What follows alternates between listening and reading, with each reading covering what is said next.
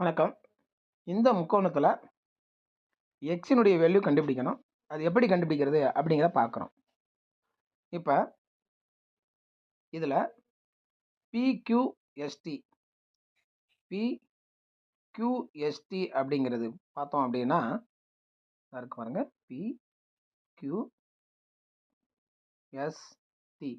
அப்படிங்கிறது ஒரு வட்ட நாற்கரம், ரைட்டுங்களா? இந்த வட்ட நாற்கரத்தினுடைய பண்பு என்ன அப்படின்னா, ஒரு வட்ட நாற்கரத்தில், அதாவது ஒரு வட்டத்துக்குள்ள நாற்கரம் இருக்கு.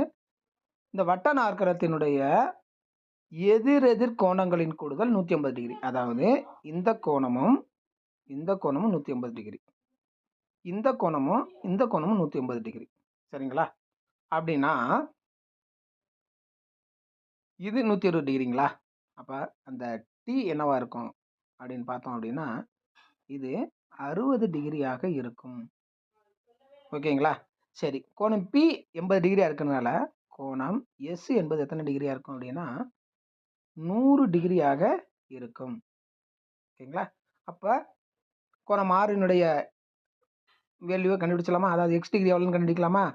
முக்கோணம் பி, இது பாருங்க, பிஆர்டி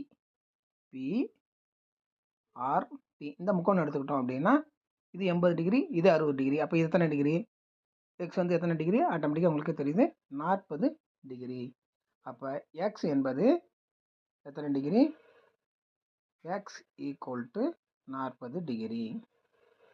ஈஸியாக இருக்கா? அவ்வளோதான். ஸோ இதில் வந்து நம்ம என்ன தெரிஞ்சுக்கிறோம் அப்படின்னா, ஒரு ரூல்ஸ் தெரிஞ்சுக்கிறோம். ஒரு வட்ட நாற்கரம் அப்படின்னா அந்த வட்ட நாற்கரத்தினுடைய பண்பு தெரிஞ்சால் தான் இந்த மாதிரி கணக்குகளை எளிமையாக செய்ய முடியும். அதே மாதிரி ஒரு முக்கோணத்தினுடைய கோணங்களின் கூடுதல் 180 டிகிரி அப்படிங்கிறத நம்ம தெரிஞ்சிருந்தால் இந்த மாதிரியான கணக்குகள் வந்து எளிமையாக செய்ய முடியும். நன்றி.